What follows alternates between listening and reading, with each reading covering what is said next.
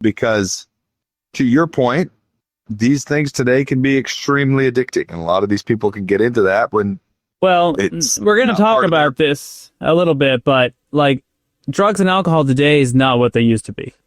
That's correct as well. That is correct. Yeah.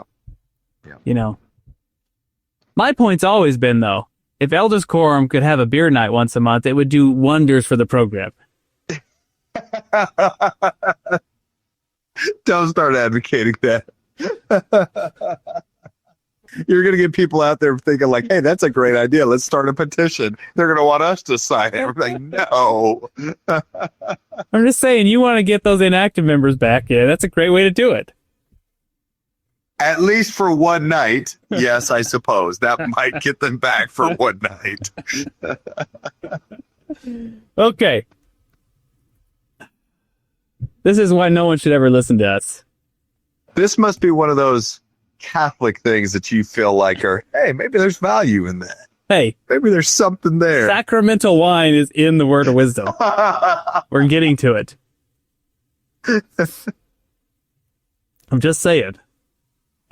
And apparently it's a commandment. I don't know how that works out, but okay. Behold, verily, thus saith the Lord unto you, in consequence and evils and designs which do and will exist in the hearts of conspiring men in the last days, I have warned you and forewarned you by giving unto you this word of wisdom by revelation. So this is incredibly insightful, because it's not just about, hey, some things are healthy and some things aren't. It's about there are evil, conspiring men in the world who will sell you poison for $1. And we live in a world where this is very much happening. Yeah, that's right. We actually talked about this in Sunday school this last week, and you know, that was my point to them, because we focus so much on the specifics of the word of wisdom, the specific products, you might say, the do's and the don'ts, mostly the don'ts.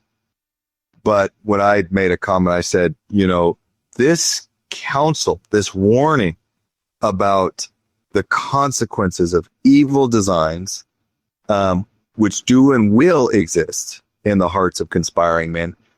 It's not that these men are outwardly and energetically saying, we want to destroy people.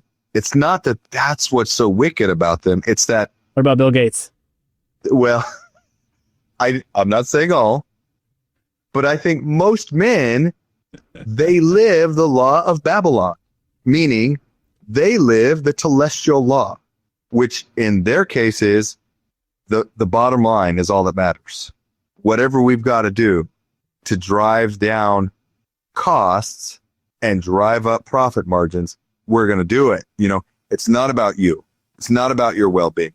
It's not about your long-term health care. It's not about your body being treated as a temple. It's none of that. It's these men applying the logic of Babylon so that they ultimately can achieve the goals of Babylon. That's all wicked, whether they realize it or not, whether they're conscious of it or not. And this is the Lord saying, because of the laws of Babylon, because of the way Babylon works, this is inevitably going to happen. And you need to be aware of it, because nobody is looking out for you at that level. Nobody is going to be saying, yeah, but what about making sure people are X, Y, and Z? Not to say there's not good companies today. Thank you for watching. If you found this content spiritually enlightening, please like, comment, and subscribe.